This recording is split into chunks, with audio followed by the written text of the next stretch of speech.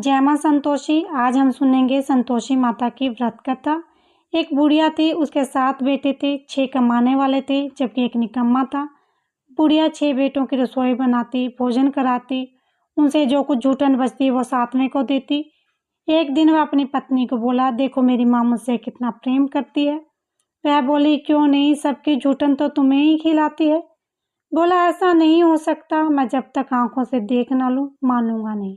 बहू हंसकर बोली, देख लोगे तब तो मानोगे। कुछ दिन बाद त्योहार आया। घर में 7 प्रकार के भोजन, चूरमे के लड्डू बने। वह जांचने को सिर दुखने का बहाना कर पतला वस्त्र सिर पर ओढ़े रसोई घर में सो गया। वह कपड़े में से सब कुछ देख रहा था। 6 भाई भोजन करने आए। उसने देखा माँ ने उनके लिए सुंदर आसन बिछाया, नाना प्रकार की रसोई परोसी, आग्रह करके उन्हें जमाया। वह देखता रहा। 6 भाई भोजन करके उठे तब माँ ने उनकी जूठी थाली में से लड्डुओं के टुकड़े उठाकर एक लड्डू बनाया।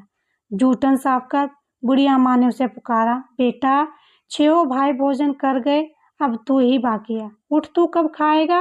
वह कहने लगा, माँ मुझे भोजन नहीं करना, मैं परदेश जा रहा हूँ। माँ ने कहा, कल जाता तो आज चला जा। वह बोला, हाँ आज ही जा रहा हूँ। यह कहकर वह घर से निकल गया। रास्ते में पत्नी की याद आई। वह गौशाला में उपले थाप रही थी। वह बोला, मेरे पास तो कुछ नहीं है, यह अंगूठी है, सो ले लो और अपनी कुछ निशानी मुझे दे दो। वह बोली, मेरे पास क्या है, यह गोबर भरा हाथ है। यह कहकर उसकी पीठ पर गोबर के हाथ की थाप मार दी। वह चल दिया। चलते चलते दूर देश पहुंचा। वहां एक साहूकार की दुकान थी। वहां जाकर कहने लगा, भाई मुझे नौकरी पर रख लो। साहूकार को जरूरत थी। वह बोला, रह जा। लड़के ने पूछा, तनख्वाह क्या दोगे। साहूकार ने कहा, काम देखकर दाम मिलेंगे। साहूकार की नौकरी मिली। वह सुबह 7 बजे से 10 बजे तक नौकरी पर जाने लगा। कुछ दिनों दुकान का सारा लेन देन, हिसाब किताब, ग्राहकों को माल बेचना, सारा काम करने लगा। साहूकार के 7-8 नौकर थे, वे सब चक्कर खाने लगे। यह तो बहुत होशियार बन गया है। सेठ ने भी काम देखा और 3 महीने में ही उसे आधे मुनाफे का हिस्सेदार बना लिया। वह कुछ ही वर्षों में नामी सेठ बन गया और मालिक सारा कारोबार उस पर छोड़कर विदेश चला गया। इधर उसकी पत्नी को सास ससुर दुख देने लगे। सारी गृहस्थी का काम करा के उसे लकड़ी लेने जंगल भेजते। इसी बीच घर के आटे से जो भूसी निकलती उसकी रोटी बनाकर रख दी जाती और फूटे नारियल की नरेली में पानी। एक दिन वह लकड़ी लेने जा रही थी। रास्ते में बहुत सारी स्त्रियां संतोषी माता का व्रत करते दिखाई दी। वह वहां खड़ी होकर कथा सुनने लगी और पूछा, बहनों तुम किस देवता का व्रत करती हो और इसके करने से क्या फल मिलता है। यदि तुम इस व्रत का विधान मुझे समझाकर कहोगी तो मैं तुम्हारा बड़ा एहसान मानूंगी। तब उनमें से एक स्त्री बोली, सुनो, ये संतोषी माता का व्रत है। इसके करने से निर्धनता दरिद्रता का नाश होता है और जो कुछ मन में कामना हो सब संतोषी माता की कृपा से पूरी होती हैं। तब उसने उसके व्रत की विधि पूछी। एक स्त्री बोली, 1.25 आने का गुड़ चना लेना, इच्छा हो तो 5.25 आने का लेना या 1.25 रुपये का भी सहूलियत के अनुसार लाना, बिना परेशानी और श्रद्धा से प्रेम से जितना भी बन पावे 1.25 लेना। प्रत्येक शुक्रवार को निराहार रहकर कथा सुनना। इसके बीच कर्म टूटना नहीं चाहिए। लगातार नियम पालन करना। सुनने वाला कोई ना मिले तो घी का दीपक जला के आगे या जल के पात्र के सामने रखकर कथा कहना। जब कार्य सिद्ध ना हो नियम का पालन करना और कार्य सिद्ध हो जाने पर व्रत का उद्यापन करना। 3 मास में माता फल पूरा करती है। यदि किसी के ग्रह खोटे भी हों तो भी माता वर्ष भर में कार्य सिद्ध करती है। फल सिद्ध होने पर उद्यापन करना, बीच में नहीं। उद्यापन में 2.5 सेर आटे का खाजा, इसी परिणाम से खीर चने का साग करना, 8 लड़कों को भोजन कराना। जहाँ तक मिले देवर जेठ भाई बंधु के हों, न मिले तो रिश्तेदार आस पड़ोस को बुलाना। उन्हें भोजन कर यथाशक्ति दक्षिणा दे माता का नियम पूरा करना। उस दिन घर में खटाई न खाना। ये सुनकर बुढ़िया के लड़के की बहू चल दी। रास्ते में लकड़ी के बोझ को बेच दिया और उन पैसों से गुड़ चना ले माता के व्रत की तैयारी कर आगे चली और सामने मंदिर देखकर पूछने लगी, ये मंदिर किसका है। सब कहने लगे, संतोषी माता का मंदिर है। ये सुनकर माता के मंदिर में जाकर चरणों में लौटने लगी। दीन हूँ, विनती करने लगी, माँ मैं निप्ट अज्ञानी हूँ, व्रत के कुछ भी नियम नहीं जानती, मैं दुखी हूँ। हे माता, हे जगत जननी, मेरे दुख दूर करो, मैं तेरी शरण में हूँ। माता को दया आई। एक शुक्रवार बीता। कि दूसरे को उसके पति का पत्र आया और तीसरे शुक्रवार को उसका भेजा हुआ पैसा आ पहुंचा। यह देख जेठ जेठानी मुंह सिकोड़ने लगे।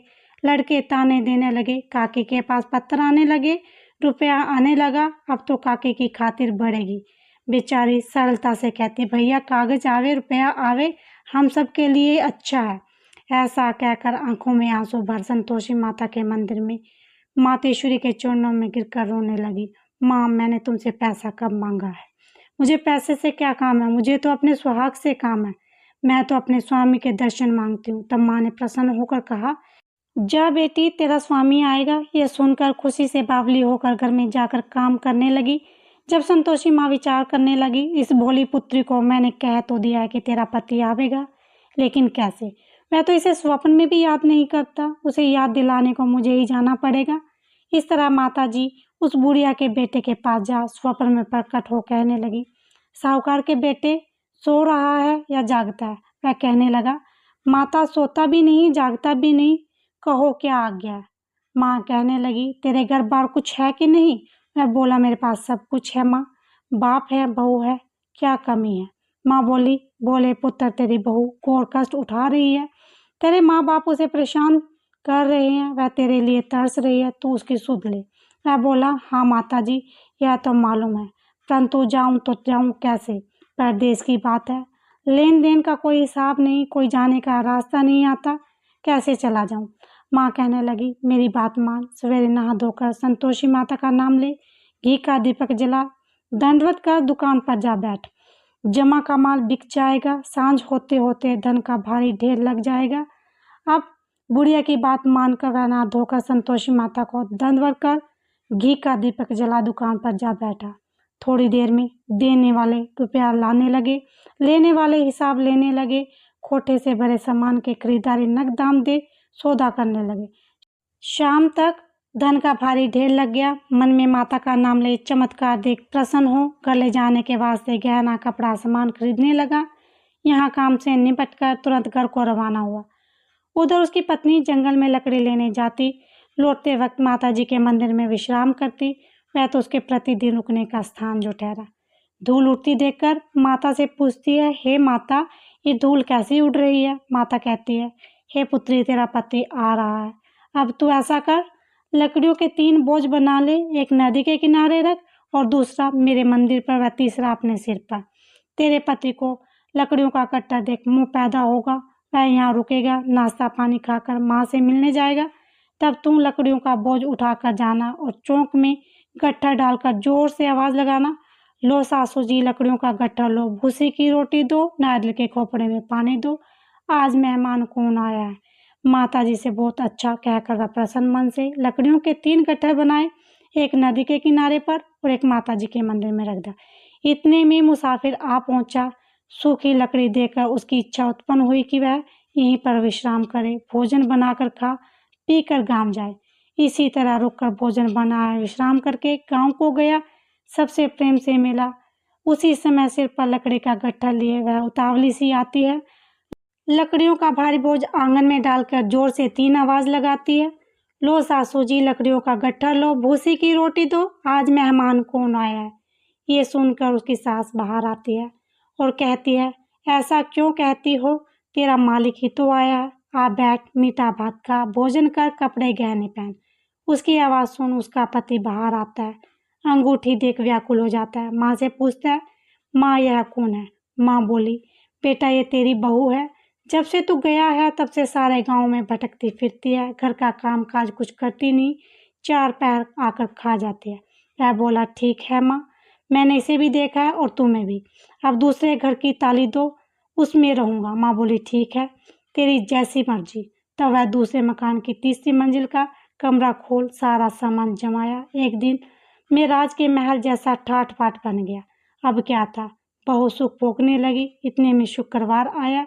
उसने पति से कहा, मुझे संतोषी माता के व्रत का उद्यापन करना है। पति बोला, खुशी से कर लो। वह उद्यापन की तैयारी करने लगी। जेठानी के लड़कों को भोजन के लिए कहने गई, उन्होंने मंजूर कर लिया, परंतु पीछे से जेठानी ने अपने बच्चों को सिखाया, देखो भोजन के समय खटाई मांगना, जिससे उसका उद्यापन पूरा ना हो। लड़के जिमने आए, खीर खाना पेट भर खाया, परंतु बाद में खाते ही कहने लगे, हमें खटाई दो, खीर खाना हमको नहीं भाता, देखकर अरुचि होती है।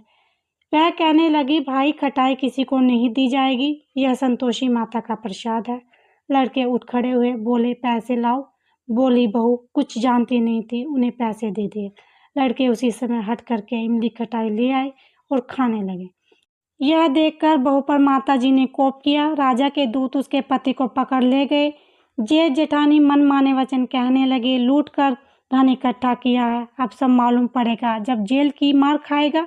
बहू से यह सहन नहीं हुआ, रोती हुई माताजी के मंदिर गई, कहने लगी, माता तुमने ये क्या किया, हंसाकर रुला दिया।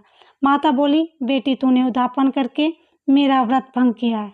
वह कहने लगी, माता मैंने कुछ अपराध किया है, मैंने तो भूल से लड़कों को पैसे दे दिए थे, मुझे क्षमा करो, मैं फिर तुम्हारा उद्यापन करूंगी। माँ बोली, अब भूल मत करना। वह कहती है, अब भूल नहीं होगी, अब बताओ वे कैसे आवे। माँ बोली, जा पुत्री, तेरा पति तुझे रास्ते में आता मिलेगा। वह निकली, राह में पति आता मिला। पूछती है, कहाँ गए थे। वह कहने लगा, इतना धन जो कमाया है उसका टैक्स राजा ने मांगा था, वह भरने गया था। वह प्रसन्न हो बोली, भला हुआ, अब घर चलो। कुछ दिन बाद फिर शुक्रवार आया। वह बोली, मुझे फिर से माता का उद्यापन करना है। पति ने कहा, करो। बहू फिर से जेठ के लड़कों को भोजन को कहने गई। जेठानी ने एक दो बातें सुनाई, सब लड़कों को सिखाने लगी, तुम सब लोग पहले ही खिटाई मांगना। लड़के भोजन से पहले कहने लगे, हमें खीर नहीं खानी, हमारा जी बिगड़ता है, कुछ खटाई खाने को दो। वह बोली, खटाई किसी को नहीं मिलेगी, आना है तो आओ।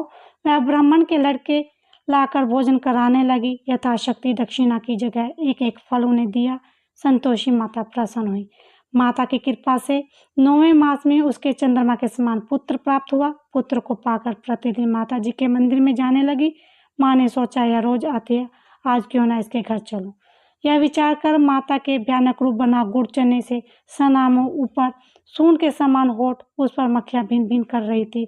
देहली पर पैर रखते उसकी सांस चिल्लाई, देखो रे, कोई चुड़ैल डाकनी चली आ रही है, लड़को इसे भगाओ नहीं तो किसी को खा जाएगी। लड़के भगाने लगे, चिल्लाकर खिड़की बंद करने लगे। बहू रोशनदान से देख रही थी, प्रशंसा से पगली बन चिल्लाने लगी, आज मेरी माताजी मेरे घर आई है। तो बच्चे को दूध पीने से हटाती है, इतने में सास का क्रोध फटता है। वह बोलती है, क्या उतावली हुई है, बच्चे को पटक दिया। इतने में माँ के प्रताप से लड़के ही लड़के नजर आने लगे। वह बोली, माँ मैं जिसका व्रत करती हूँ ये वो संतोषी माता है। सबने माता जी के चरण पकड़ लिए और विनती कर कहने लगे, हे माता, हम मूर्ख हैं, अज्ञानी हैं, तुम्हारे व्रत की विधि हम नहीं जानते, व्रत भंग कर हमने बड़ा अपराध किया है, जग माता आप हमारा अपराध क्षमा करें। इस प्रकार माता प्रसन्न हुई।